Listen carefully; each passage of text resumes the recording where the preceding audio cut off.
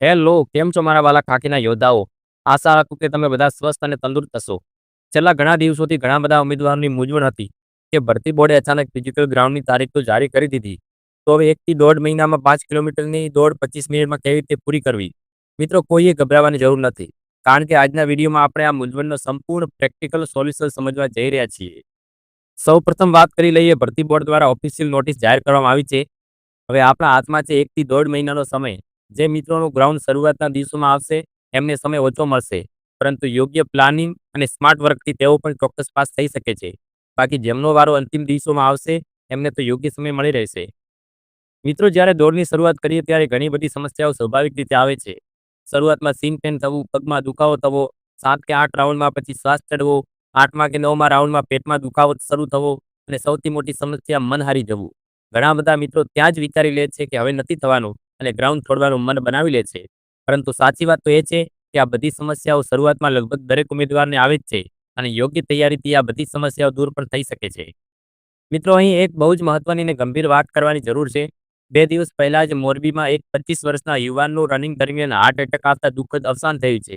એટલે મિત્રો, કોઈનું અનુકરણ કરીને કે પોતાની ક્ષમતાથી વધારે દોડવાનો પ્રયાસ કરવો ખૂબ જોખમી છે. દરેક ઉમેદવારની સ્ટેમિના, શરીરની ક્ષમતા અને મેડિકલ કન્ડિશન અલગ-અલગ હોય છે.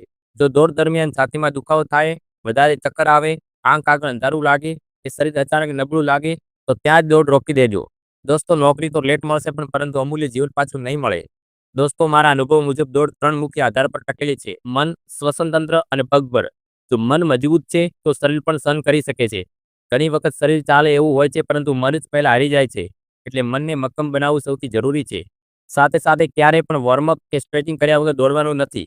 વોર્મઅપ વગર દોડશો તો લિગામેન્ટ ઇન્જરી, સીન પેન કે ફ્રેક્ચર સુધીની સમસ્યાઓ થઈ શકે છે, જેનાથી આખી તૈયારી પણ બગડી શકે છે. મિત્રો, ભરતી બોર્ડ દ્વારા વજનનો ક્રાઇટેરિયા સંપૂર્ણ રીતે કાઢી નાખવામાં આવે છે. એટલે હવે કોઈ મિત્રનું વજન વધારે છે કે ઓછું છે એ બાબતે ચિંતા કરવાની જરૂર નથી. 40 કિલો વજન ધરાવતો ઉમેદવાર પણ પોલીસ બની શકે છે. એટલે વજન વધારવા કે ઘટાડવા માટે ખોટી દોડધામ, ડાયટિંગ કે ઓવર વર્કઆઉટ કરવાની જરૂર નથી. ફક્ત ફિટનેસ અને સ્ટેમિના પર વધુ ધ્યાન આપો. હવે વાત કરીએ હાઇટ વિશે, જે બાબતે સૌથી વધુ ગેરસમજ છે. ઘણા મિત્રો પૂછે છે કે શું 1 કે 2 મહિનામાં હાઇટ વધારી શકાય? મિત્રો, આ સચોટ જવાબ એ છે કે અચાનક હાઇટ વધારવી અશક્ય છે. સામાન્ય રીતે 20 કે 21 વર્ષની ઉંમર સુધી હાઇટ વધવાની સંભાવના હોય છે. ત્યારબાદ હાઇટ લગભગ સ્થિર થઈ જાય છે. સ્ટ્રેચિંગ, યોગ અને સારો આહારથી થોડા ઘણો ફરક પડી શકે છે. પરંતુ સોશિયલ મીડિયામાં બતાવાતી દવા કે ચમત્કારિક ઉપાયો પર વિશ્વાસ ન કરશો. જે મિત્રો 18 કે 19 વર્ષની ઉંમરના છે, તેઓ ચિંતા ન કરે. તમારી હાઇટ હજી વધવાની શક્યતા છે. એટલે નિયમિત સ્ટ્રેચિંગ, યોગાસન અને યોગ્ય આહાર લેશો. પરંતુ જે મિત્રો 21 વર્ષથી ઉપરના છે, તેઓ ખોટી આશામાં સમય બગાડશો નહીં. બાકી જેમને હાઇટ થતી નથી, તેઓ ચિંતા ના કરો. તમારા માટે ટૂંક સમયમાં ગૌણ સેવા કે પંચાયત વિભાગની ભરતીઓ પણ આવી રહી છે. મિત્રો, દોડ માટે યોગ્ય શૂઝ ખૂબ મહત્વ ધરાવે છે. સારી ક્વોલિટીના સોલ ધરાવતા બૂટ પસંદ કરો. સસ્તા અને હાર્ડ સોલવાળા બૂટ પહેરીને દોડશો તો પગ, ઘૂંટણ અને કમરમાં દુખાવો થશે. થોડો ખર્ચ થશે પરંતુ એ તમારી સુરક્ષા અને ભવિષ્ય માટેનો ખર્ચ છે. બૂટ બદલવામાં ક્યારેય કંજૂસી ન કરશો. જે સ્ક્રીન પર તમે પણ જોઈ શકો છો, જેમ કે ASICS, નાઇક, નેબ્રો, સ્પોર્ટ્સ, એડિડાસ, રીબોક, કેમ્પસ વગેરે આ કંપનીના બૂટ થોડા મોંઘા આવશે. જે 800 થી 1000ની રેન્જમાં મળશે પણ તમારા ફિટનેસ માટે બેસ્ટ રહેશે. જે બૂટ રોજ પહેરતા હોય અને ફિઝિકલી કસોટીના દિવસે પહેરવાના છે, એ દિવસે કોઈના નવા અને સારા દેખાતા બૂટ પહેરીને અખતરા કરશો નહીં તો સમસ્યા થઈ શકે છે. હવે દોડવાની સાચી ટેકનિક સમજીએ દોસ્તો. ઘણા મિત્રો શરૂઆતમાં જ બહુ ઝડપથી દોડે છે, જાણે કે બંદૂકની ગોળી છૂટી હોય એમ. પરંતુ છેલ્લા રાઉન્ડમાં થાકી જાય છે અથવા સમય પણ વધી જાય છે.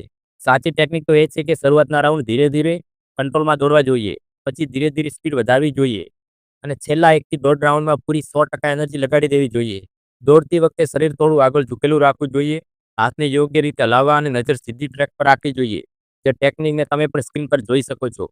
તમે આ ખેલાડીને ધ્યાનથી જોવો, પગનો સ્ટેપ જોવો, માથું અને ખભાની મૂવમેન્ટ પણ જોવો. 5 કિમી ક્યારેય પંજા પર દોડવાની નથી. પૂરો પગ જમીન પર પડવો જોઈએ. પરંતુ અંતિમ રાઉન્ડની સ્પ્રિન્ટ વખતે પંજા પર દોડવાનું રહેશે. સપ્તાહમાં 2 થી 3 દિવસ 100 થી 200 મીટરની સ્પ્રિન્ટ મારવી પણ જરૂરી છે. જેનાથી પગ પણ ખુલશે, પગના સ્ટેપ લાંબા પડશે અને સ્પીડ પણ વધશે. સાથે સાથે સપ્તાહમાં 1 કે 2 વખત 8 થી 10 કિમીની સ્લો લોંગ રનિંગ પણ કરશો તો સ્ટેમિના ખૂબ જ મજબૂત બનશે. આવું કરવાથી જે પેટમાં દુખાવો શરૂઆતમાં 8મા રાઉન્ડમાં આવે છે, એ ધીરે-ધીરે 13 કે 14મા રાઉન્ડમાં જતો રહેશે. જેથી આપની 5 કિમીની દોડ આરામથી પૂરી થઈ જશે.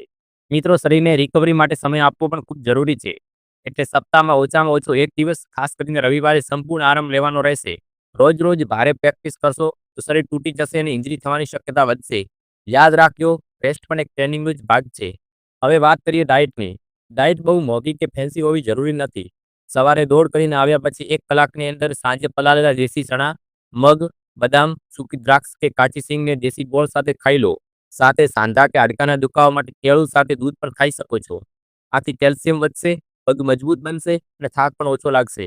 જેમને દોડ દરમિયાન વધારે શ્વાસ ચડે છે તેઓ ગ્રાઉન્ડમાં જતા પહેલા થોડા પ્રમાણમાં એટલે 1 નાની ચમચી જેટલું મધનું સેવન કરી શકે છે, જેનાથી દોડ દરમિયાન શ્વાસ નહીં ચડે.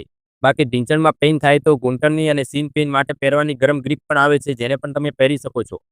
વધારે સીન પેન થાય તો મૂવ જેવી ટ્યુબનો માલિશ કરો અથવા આઈસ પેક પણ લગાવી શકો છો. બાકી આ પેન નોર્મલ છે, જે દરેકને મોટા ભાગે થતો જ હોય છે, જે રનિંગ દરમિયાન થાય છે અને પછી તે મટી જાય છે. ગ્રાઉન્ડ પર જતા પહેલા શૌચક્રિયા કરીને જવું ખૂબ જ જરૂરી છે. ઘણા લોકો ઉઠીને ડાયરેક્ટ ગ્રાઉન્ડ પર જતા હોય છે, પણ દોસ્તો પેટ સાફ કરીને પછી ગ્રાઉન્ડ પર જવાનું રહેશે. ગ્રાઉન્ડ પર જતા પહેલા કંઈ પણ ખાઈને ન જવું જોઈએ. હા, થોડું પાણી પીને જવું અને દિવસ દરમિયાન પૂરતા પ્રમાણમાં પાણી પણ પીતા રહેવું જોઈએ, જેથી શરીરમાં પાણીનું લેવલ બરાબર જળવાઈ રહે અને ચક્કર, માથાનો દુખાવો કે કંટાળો પણ નહીં આવે. મિત્રો, જો હાલમાં તમારો સમય 28 થી 30 મિનિટ આવે છે તો પણ ગભરાવાની જરૂર નથી. નિયમિત અને યોગ્ય પ્રેક્ટિસ કરશો તો ચોક્કસ 25 મિનિટની અંદર દોડ પૂરી કરી શકશો. સરેરાશ એક રાઉન્ડ લગભગ 2 મિનિટમાં પૂરો થવો જોઈએ. હવે પરીક્ષાના માર્ક્સ પણ કાઢી નાખ્યા છે, એટલે શરીરને ઓવર વર્કઆઉટ કરીને તોડી નાખવાની જરૂર નથી. કારણ કે પાસ થવા માટે 25 મિનિટની અંદર આવવું પૂરતું જ છે. તમે 20ની અંદર કરશો તો પણ પાસ છો અને જે મિત્ર 25ની અંદર કરશે એ પણ પાસ ગણાશે. માટે દોસ્તો, ખોટું ઓવર વર્કઆઉટ કરીને શરીર તોડવાનું નથી. કારણ કે સાથે સાથે વાંચન પણ કરવાનું છે, એટલે આ બાબતની પણ ખૂબ કાળજી રાખજો. સાથે પૂરતી ઊંઘ અને આરામ પણ ખૂબ જ મહત્વનો છે. આખો દિવસ શરીરને થકવીને પછી અભ્યાસ ન થઈ શકે તે યોગ્ય નથી. એટલે શરીરનું આરામ, દોડ અને અભ્યાસ ત્રણેય વચ્ચે સંતુલન રાખવું પણ જરૂરી છે. જે મિત્રોની છાતી ફૂલતી નથી તેઓ ચિંતા ન કરે. છાતી ફૂલવી પણ એક ટેકનિક છે અને યોગ્ય એક્સરસાઇઝથી શક્ય છે. આ માટે તમે YouTube પર અનુભવી કોચના માર્ગદર્શનવાળા વિડીયો જોઈને પ્રેક્ટિસ કરી શકો છો. સાથે પ્રાણાયામ કે અનુલોમ વિલોમ કરવાથી શ્વસન તંત્ર પણ મજબૂત બનશે. મિત્રો, જો નજીકમાં કોઈ યોગ્ય અને અનુભવી કોચ હોય તો એમના માર્ગદર્શન હેઠળ પ્રેક્ટિસ કરજો. કોઈનું અનુકરણ કરીને ગાંડાની માફક આડેધડ પ્રેક્ટિસ કરવી નહીં. સમય ઓછો છે એટલે સ્માર્ટ તૈયારી જરૂરી છે. કોચ ન મળે તો YouTube પર રનિંગ પહેલાની એક્સરસાઇઝ, વોર્મઅપ અને દોડ પછીની રિકવરી એક્સરસાઇઝ વિશે ઘણા બધા અનુભવી કોચના વિડીયો ઉપલબ્ધ છે. એ જોઈને પ્રેક્ટિસ કરજો. દોડમાં સપ્તાહમાં એકવાર ટાઈમિંગ લો. ક્યારેક હાર્ડ વર્કઆઉટ, ક્યારેક સ્લો કન્ટિન્યુ અને ક્યારેક લોંગ રેસ કરો તો ઓછા સમયમાં યોગ્ય સમય મર્યાદામાં દોડ પૂરી કરી શકશો. દોડતી વખતે ચડ્ડો અને ટી-શર્ટ પહેરશો તો બોડી હલકી રહેશે અને સમય પણ ઘટશે અને સ્પીડ પણ આવશે. બીજી વાત કે શરૂઆતમાં સીન પેન થવું નોર્મલ છે. થોડા દિવસમાં ધીરે ધીરે ઓછું થઈ જશે, પરંતુ દુખાવો વધારે થાય કે લિગામેન્ટમાં સમસ્યા લાગે તો તરત ડૉક્ટરને બતાવીને આરામ કરવો જરૂરી છે. દોડ નજીક છે એટલે ગભરાઈને દુખતા પગ પર ફરી દોડવાનું નથી મિત્રો, નહીંતર ઇન્જરી કે ફ્રેક્ચરનું જોખમ રહેશે. જે મિત્રોનું 8 કે 9મા રાઉન્ડમાં પેટમાં દુખાવો થાય છે તેઓએ પેટની એક્સરસાઇઝ અને ક્યારેક 8 કે 10 કિમી લોંગ રન કરે. સાથે સાથે થોડા થોડા સીટઅપ મારતા રહેવું, જેથી પેટના દુખાવાની સમસ્યાથી છુટકારો મળશે અને વધારાની પેટની ચરબી પણ ઓછી થઈ જશે. સાથે જ રાઉન્ડ ગણવામાં ભૂલ ન થાય તે માટે પોતે જ હવેથી રાઉન્ડ ગણવાની પ્રેક્ટિસ કરતા રહેજો. કારણ કે ઘણા બધા લોકો સારું દોડી જાય છે, પણ રાઉન્ડ ગણવાની ભૂલના કારણે ડિસ્ક્વોલિફાઈ થાય છે. પરીક્ષાના દિવસે તો તમને ત્યાં જ રબર બેન્ડ આપશે, પણ તમારે હાલ બાજુના મિત્રના પર ભરોસો રાખવાને બદલે જાતે ગણતરી કરજો. કારણ કે તમે દોડો છો મેદાનમાં 12 કે 13 રાઉન્ડમાં 5 કિમી પૂરી થાય છે, એ તમને ખ્યાલ હોવો જોઈએ. અંતમાં મિત્રો એટલું જ કહું છું કે ચિંતામાં આવીને અને આડેધડ પ્રેક્ટિસ ન કરો. સમય ઓછો છે એટલે સ્માર્ટ વર્ક કરો. શરીરને સાચવો, મન મજબૂત રાખો અને નિયમિત રીતે મહેનત કરો. જો તમે સાચી દિશામાં મહેનત કરશો તો 5 કિમીની દોડ 25 મિનિટની અંદર પૂરી કરવી એ કોઈ મોટી વાત નથી. દોસ્તો, હજુ પણ કોઈ પ્રશ્ન હોય તો કોમેન્ટ બોક્સમાં અવશ્ય જણાવજો. દોસ્તો, આશા રાખું કે વિડીયોમાં આપવામાં આવેલી જાણકારી તમને પસંદ આવી હશે. તો વિડીયોને લાઇક અને હાઈપ આપીને તમારા મિત્રોને પણ અવશ્ય શેર કરજો. તો દોસ્તો, મળીએ નવા વિડીયો સાથે. ત્યાં સુધી ખુશ રહો, મસ્ત રહો અને સ્વસ્થ રહો. ધન્યવાદ. જય હિન્દ.